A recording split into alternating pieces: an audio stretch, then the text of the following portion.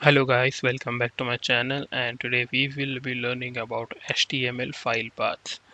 So far we have learned so many things about HTML. In the last class we have discussed about HTML, JavaScript, and today we will be learning about HTML file paths. So before starting this tutorial guys, please do subscribe to the channel, hit the like button, press the bell icon button so that you can get the recent updates from the channel. So without wasting time, let's start the tutorial. And हमारा आज का topic है HTML file path. सो HTML file path क्या होता है? आप file path describe the location of file in website folder structure. तो folder structure जो होता है उसके अंदर फाइल पाथ होता है कि हमें कोई सी फाइल डालनी है, उसका पाथ क्या है उसे हम बोलते हैं फोल्डर फाइल स्ट्रक्चर. तो मैं आपको बताता हूँ कि एक्चुअली क्या होता है फाइल पाथ. तो अगर मैं यहाँ पर एक टॉम बनाऊँ और यहाँ पर मैं कोई सी भी लिंक डाल दूँ, फॉर एग्जांपल मैंने एक लिंक स्ट्रक्चर डाल दिया, मीन्स यहाँ पर मैं HTML फाइल पाथ्स और यहाँ पर अगर मैं कुछ भी लिख दूँ H1 दिस इज हेडिंग 1 और इसकी क्लास दे देते हैं प्राइमरी. और अगर मैं यहाँ पर इसको इस पूरे बॉयलर प्लेट को या फिर इस पूरे टॉम को मैं अगर किसी चीज़ से लिंक करना चाहूँ तो मैं आपको बताता हूँ कैसे करते हैं. यहाँ पर अगर मैंने लिंक डाला और मैंने बोला कि ये स्टाइल डॉट CSS से लिंक कर दो, तो इसका मतलब क्या है कि ये जो है यहाँ पर हमने इसका स्टाइल डॉट CSS तो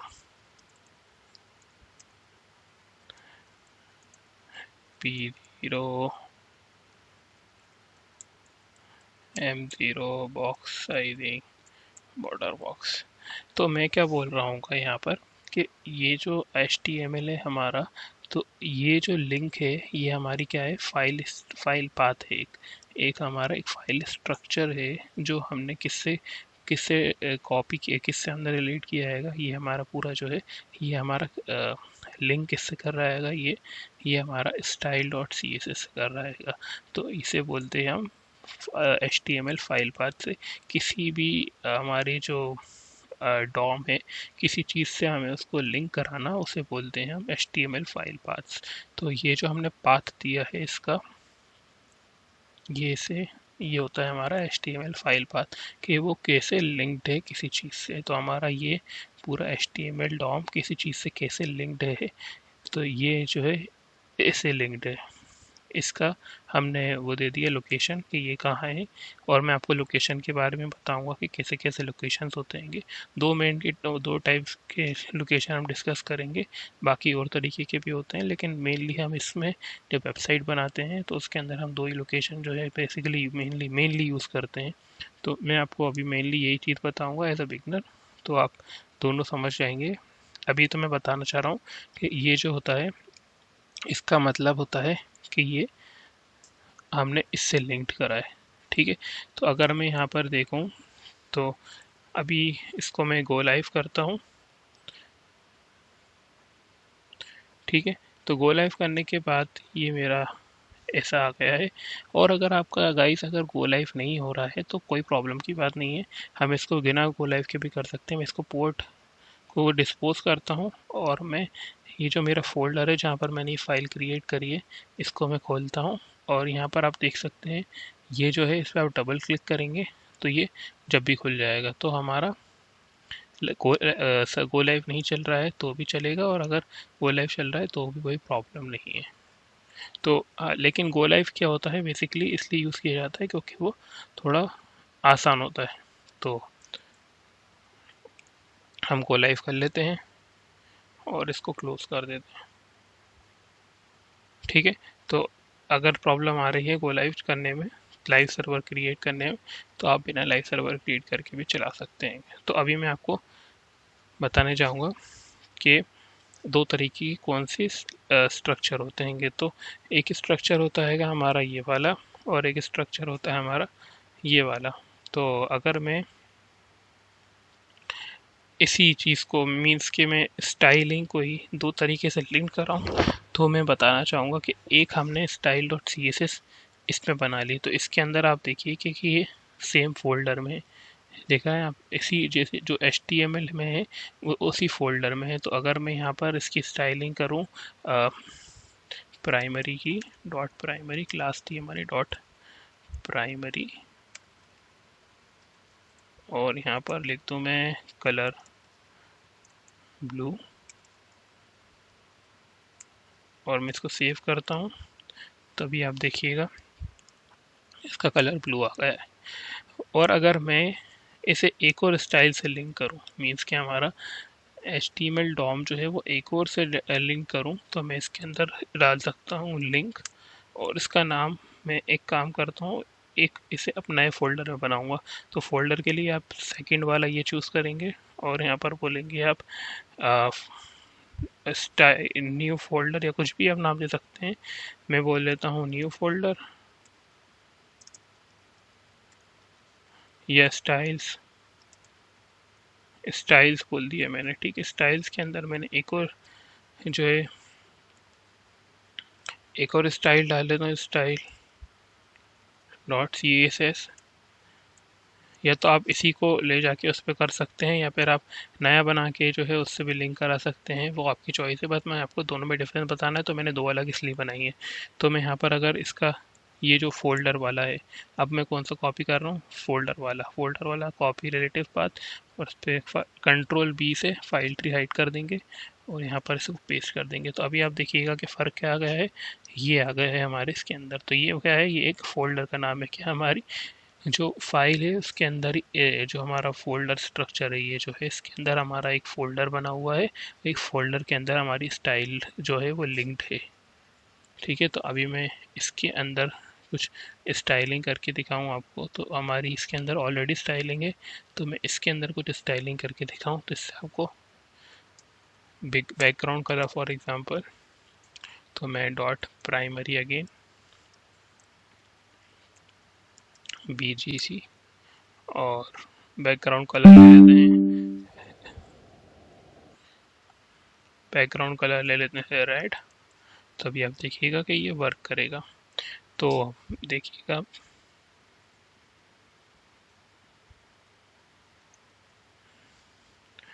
स्टाइल, इसको सेव कर देते हैं, ठीक है। तो अभी ये इससे लिंक कर दिया है मैंने, अब वर्क करना चाहिए। तो देखिए आपने सेव करा तो ये वर्क करने लगा। तो अभी आप तो ये होते हैं दो तरीके के फाइल ऐड करना। तो एक, अगर रूट फोल्डर के अंदर आप ऐड करना चाहें तो फोल्डर का पाथ कैसे देते हैं हम, ये फोल्डर का पाथ ऐसे देते हैं, फोल्डर का नाम बैकस्लैश और उसके अंदर हम अपना जो ये फाइल का नाम वो डाल देंगे। और अगर ये फाइल का इसी के अंदर है, हमारे जो HTML उसी के साथ है, तो हम उसको उसी के साथ मेंशन कर देते हैं, ठीक है।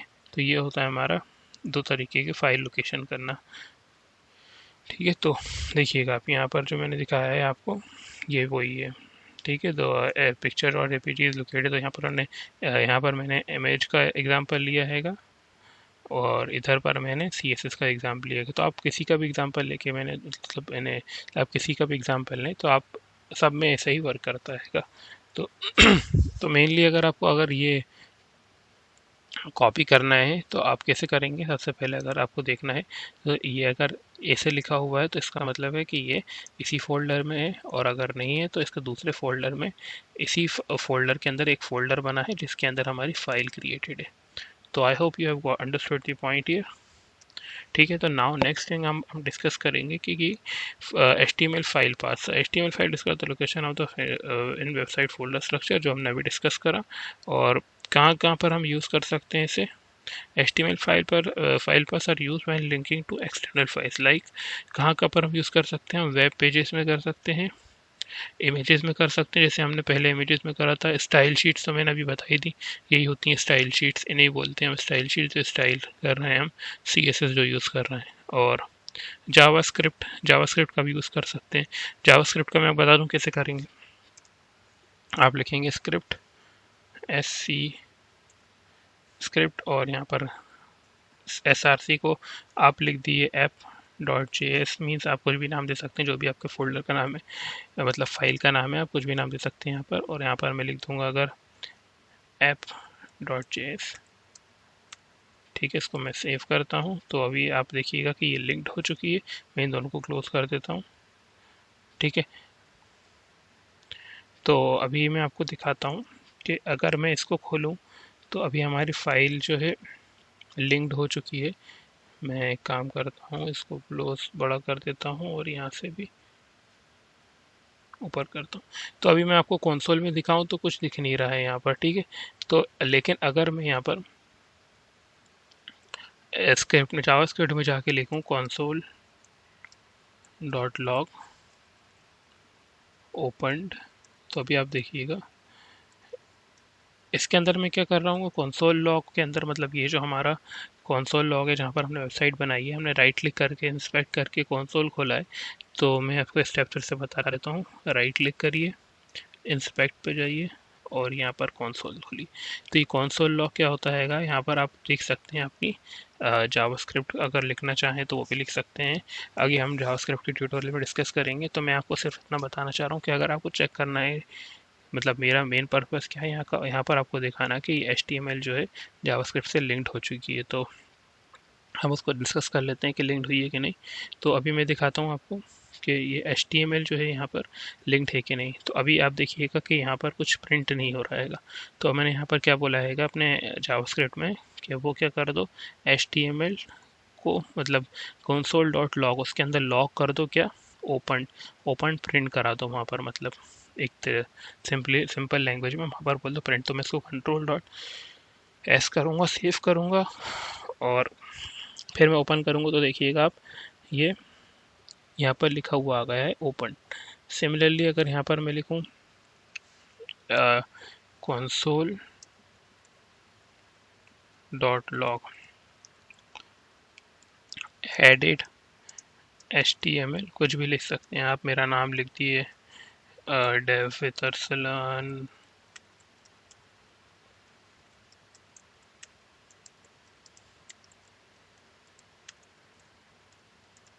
ठीक है, कुछ भी लिख दिए तो तीन चीज़ें वहाँ पर ऐड हो जाएंगी लाइन बाय लाइन। तो यहाँ पर देखिए अब तीनों चीज़ें ऐड हो गई। तो इसका मतलब क्या है कि ये जो हमारा HTML है ये हमारे जावास्क्रिप्ट से लिंक्ड हो गया है। तो मैंने ये आपको ये बताने के लिए कहा था। और इसको भी अगर हम दूसरे फोल्डर में लिंक कराना चाहें, फॉर एग्जांपल अगर मैं यहाँ पर एक फ़ोल्डर क्रिएट करता हूँ, इसके अंदर मैं लिखता हूँ स्क्रिप्ट्स और इसको सेव करता हूँ और इसके अंदर मैं क्या करता हूँ, इसको क्लोज़ करके ये वाला जो है Ctrl+X से इसके अंदर पेस्ट कर देता हूँ, Ctrl+V। और अभी देखिएगा ये वर्क नहीं करेगा क्योंकि हमने इसका लोकेशन जो है सही डिस्क्राइब नहीं करा है। तो अभी आप देखिएगा ये वर्क नहीं कर रहा है। ये देखिए नॉट फाउंड बता रहा है क्योंकि हमने इसका लोकेशन सही नहीं दिखाया है। तो हम इसका लोकेशन सही दिखा देते हैं। कहाँ दिखाएंगे आपने लोकेशन, हम लोकेशन यहाँ दिखाएंगे। इसका लोकेशन कैसे पता चलेगा, आप जाइए यहाँ पर, या तो आप इधर से रिलेटिव पाथ करके इसको पेस्ट कर सकते हैं। ठीक है, या पर यहाँ पर ही अगर आप स्क्रिप्ट्स लिख के फोल्डर का नाम लिख के एक बैकस्लैश लगाएंगे और app.js लिख देंगे तो वो भी आपका काम करेगा। मतलब मैं बोलना चाह रहा हूँ कि आप मैन्युअली भी टाइप कर सकते हैं। यहाँ पर आप स्क्रिप्ट्स /app.js और मैं इसको सेव करता हूँ, तभी देखिएगा ये प्रॉब्लम चली गई है। ठीक है, so guys this was all in the tutorial. तो आप अगर स्लैश लगाएं बैकस्लैश लगाएं दोनों वर्क कर रहा है यहाँ पर। तो मेरा पॉइंट यही था कि आप अगर फोल्डर का नाम देंगे तो आप मीन्स हम लोग बेसिकली क्या करते हैं कि फोल्डर के अंदर चीज़ें रखते हैं और उसके अंदर का पाथ बता देते हैं, क्योंकि फोल्डर के अंदर चीज़ें रखने से क्या होता है कि चीज़ें मैनेज रहती हैं और आपको डेवलपमेंट करने में आसानी हो। और लास्ट चीज़ हम डिस्कस करना चाहेंगे जिसका नाम है, जो हम ऑलरेडी डिस्कस कर चुके हैं, absolute path and relative path. तो ये हम पहले भी डिस्कस कर चुके हैं, एक बार और क्विक रिवीजन करवा देता हूँ मैं। और एब्सोल्यूट पाथ और रिलेटिव पाथ क्या होते हैं, एब्सोल्यूट पाथ जो होता है वो हम किसी और साइट से लेके आते हैं, और रिलेटिव पाथ क्या होता है जो हम अपनी फाइल ट्री में यहाँ पर अपने फोल्डर जो हम यहाँ पर वर्क कर रहे हैं उसके अंदर ही जो पाथ है वो डिफाइन कर रहे हैं, तो ये रिलेटिव पाथ हो जाएगा। तो ये भी रिलेटिव पाथ है स्क्रिप्ट हमारा, ये भी रिलेटिव पाथ है और ये भी रिलेटिव पाथ है, ठीक है। और अगर हम किसी और साइट से लेके आए तो वो एब्सोल्यूट पाथ हो जाएगा, ठीक है। तो आई होप आप समझ गए हैं। और मैंने एक और चीज़ बताई थी आपको पहले भी और अभी भी बोलूँगा कि हम रिलेटिव पाथ का ज़्यादा यूज़ करते हैं, मतलब relative path is the more better way to practice.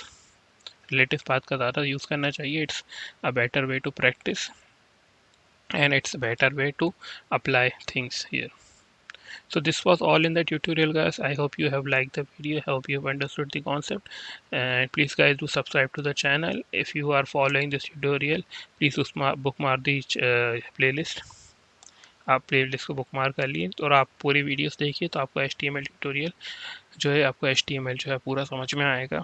मैं स्टेप बाय स्टेप छोटी छोटी चीज़ भी डिस्कस कर रहा हूँ, तो आप पूरा देखिए, पूरा समझिए, और कोई भी डाउट हो तो कमेंट सेक्शन में पूछिए। Thank you guys for watching the video, see you next time.